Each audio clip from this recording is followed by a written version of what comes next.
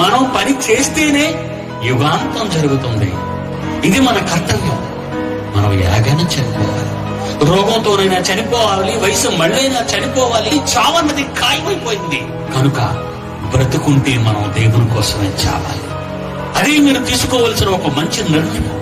మీ ధనాన్ని దేవునికి ఖర్చు పెడతారా? మీ సమయాన్ని దేవునికి ఖర్చు పెడతారా? మీ ఆరోగ్యాన్ని దేవునికి ఇస్తారా? మీ గానాన్ని దేవునికి ఇస్తారా? మీ గాత్రాన్ని, మీ స్వరాన్ని దేవునికి ఇస్తారా? మీ ఇష్టం. మీ చేతలు ఆయనకు కావాలి, మీ నడతలు ఆయనకు కావాలి, మీ ఆలోచనలు ఆయనకు కావాలి.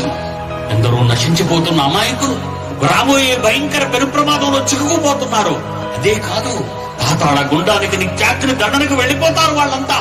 వాళ్ళందరి మీద జాలిపడండి, వాళ్ళందరినీ కనికరించండి, వాళ్ళ మీద మీ దయ చూపించండి. వాళ్ళ కోసం మీ సమయాన్ని వెచ్చించండి, మీ ధనాన్ని ఖర్చు చేయండి. మీరు మీ సంఘాన్ని సిద్ధపరచండి, మీరు మీ సంఘాన్ని గాయపరచండి, మీరు మీ సంఘాన్ని తీసుకుని వెళ్ళండి. ప్రపంచాన్ని వెలిగించండి. జీవవాక్యాన్ని చేతబట్టి లోకమందు జ్యోతులుగా మీ దేవునికి కనిపించండి. ఇదే మా చివరి కోరిక. డౌన్లోడ్ మోజ్.